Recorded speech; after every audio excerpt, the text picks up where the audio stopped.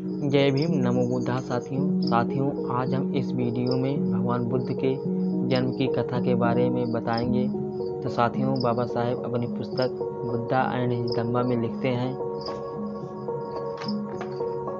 सिद्धार्थ गौतम राजा शुद्धोधन के घर जन्मे थे। उनके जन्म की कथा इस प्रकार है।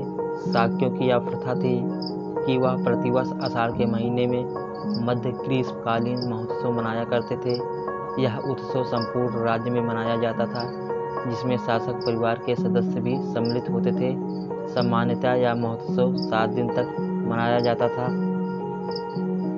एक बार महामाया ने उस उत्सव को बहुत ही उल्लास, भव्यता तथा फूलों और सुगंधियों के साथ मनाने का निश्चय किया, किंतु उसमें मादक पेय पदार्थों का सर्वथा वर्जित ही रखा गया।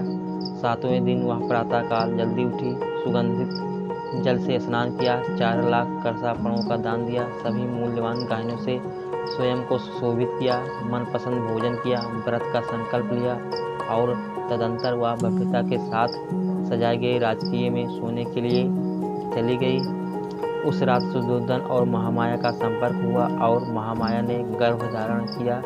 राजकीय शैया पर ही उसे नींद आ गई। निद्रा में महामाया ने एक स्वप्न देखा।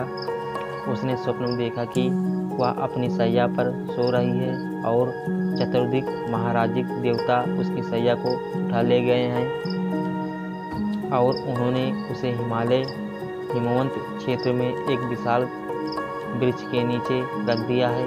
वे देवता पास ही खड़े हैं। तब चतुर्दिक महाराजिक देवताओं की देवियां वहां आई और उसे उठाकर मानसरोवर ले गई। उन्होंने उन्हें स्नान कराया, स्वच्छ वस्त्र पहनाए, सुगंधियों का लेप किया और फूलों से इस प्रकार सजाया संवारा कि वे किसी दिव्य पुरुष के सम्मिलित योग बन जाए।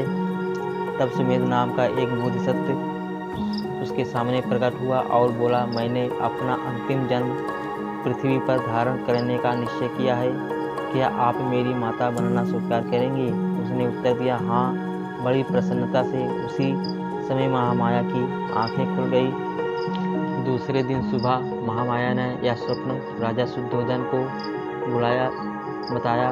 तब इस स्वप्न की व्याख्या करने के लिए उन्होंने 8 ब्राह्मणों को बुलाया और उन्हें अनेक प्रकार के उपहार दिए। जब ब्राह्मण संतुष्ट हो गए तो शुद्धोधन ने महामाया की स्वप्न के बारे में बताया और शुद्धोधन ने इसका अर्थ जानना चाहा। तब ब्राह्मणों ने भविष्यवाणी की, राजन, यह बालक अगर गृहस्थ में रहेगा तो यह एक चक्रवर्ती राजा बनेगा और अगर गृह त्याग किया तो एक महान सन्यासी होगा, जो संसार के भ्रांति तथा अंधकार का नाश करने वाला बुद्ध होगा।